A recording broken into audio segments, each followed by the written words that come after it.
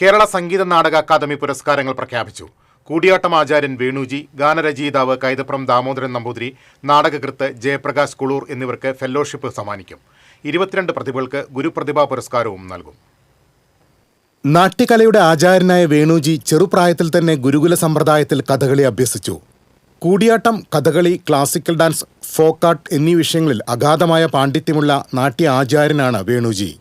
300-ലേറെ ചിത്രങ്ങൾക്ക് ഗാനങ്ങൾ രചിച്ച കൈതപ്രം 20 ചിത്രങ്ങളിൽ അഭിനയിച്ചു. 1993-ലും 96-ലും മികച്ച ഗാനരചനയ്ക്കും 97-ൽ മികച്ച സംഗീത സംവിധായകനുമുള്ള സംസ്ഥാന പുരസ്കാരങ്ങൾ ലഭിച്ചു. 2021-ൽ രാജ്യം പത്മശ്രീ നൽകി ആദരിച്ചു. അരനൂറ്റാണ്ടിലേറെ മലയാള നാടക സിനിമാ മേഖലകളിൽ സജീവ സാന്നിധ്യമാണ് ജയപ്രകാശ് കുളൂർ.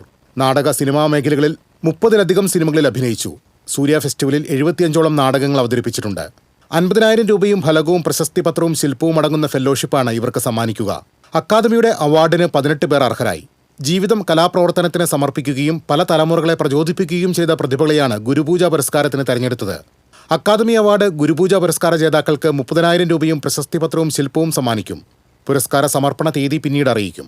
അക്കാദമിയിൽ നടന്ന പുരസ്കാര പ്രഖ്യാപനത്തിൽ Sangeetha Nataka Akademi chairperson Mattannur Sankarankutty, secretary Karivellur Murali, vice chairperson PR Pushpavathi, നിർവാഹക സമിതി അംഗം രേണു രാമനാഥ് എന്നിവർ പങ്കെടുത്തു. TCV news, Thrissur.